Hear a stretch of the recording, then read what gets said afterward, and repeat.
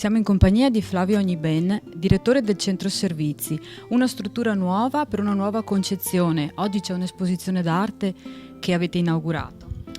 Sì, questa è una struttura nuova, in realtà è stata pensata nel corso degli ultimi 10 anni e si ispira a concezioni nord europee e anche ai principi portati avanti dalla proprietaria, la dottoressa Calvani, che ha voluto creare un centro per anziani in cui ospitare appunto le persone anziane, ma consentire loro di fare una vita il più simile possibile a quella che facevano prima di essere accolti qui da noi nelle loro famiglie. E quindi perché questa vita sia il più possibile soddisfacente e ricca, in questo centro servizi oggi siamo in grado di ospitare tantissime iniziative diverse, corsi, convegni, feste, ma anche momenti artistici come quello di oggi. Può avere, secondo lei, una valenza anche curativa l'arte? Assolutamente sì, sia per chi la fa, sia per chi poi la apprezza.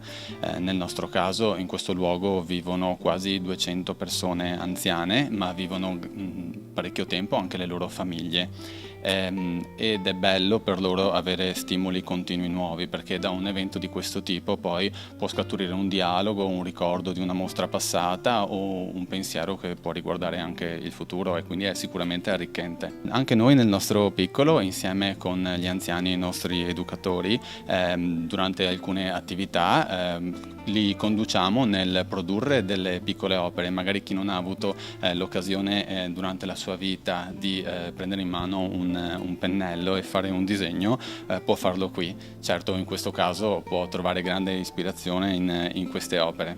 E parlando di futuro, quali sono i progetti? Noi abbiamo avviato questo centro servizi da solamente un anno e in questo momento è la parte residenziale quella che è totalmente in funzione, perché abbiamo appunto quasi 200 ospiti, ma stiamo anche per aprire degli ambulatori rivolti agli anziani e ai malati cronici del territorio e attivando l'assistenza domiciliare.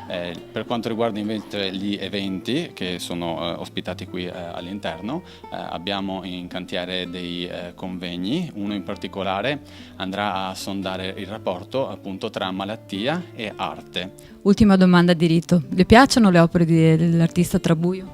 Molto, devo dire la verità, io l'avevo visto in TV qualche tempo fa, ma non avevo mai avuto l'occasione di vedere così tante sue opere e mi piacciono particolarmente perché non solo sono molto colorate, quindi molto godibili da chiunque, però il messaggio che l'artista passa è assolutamente condivisibile. Lui mi spiegava che vuole mostrare con la sua opera come ognuno di noi veda uno stesso paesaggio o una stessa situazione in maniera diversa a seconda di quali sono le sue esperienze passate, e questo concetto è molto vero all'interno di questo centro servizi, perché gli anziani sono pieni di ricordi, sono pieni di esperienze, e ancora di più di una persona giovane quando vedono un paesaggio hanno una loro idea di che cosa quello rappresenti.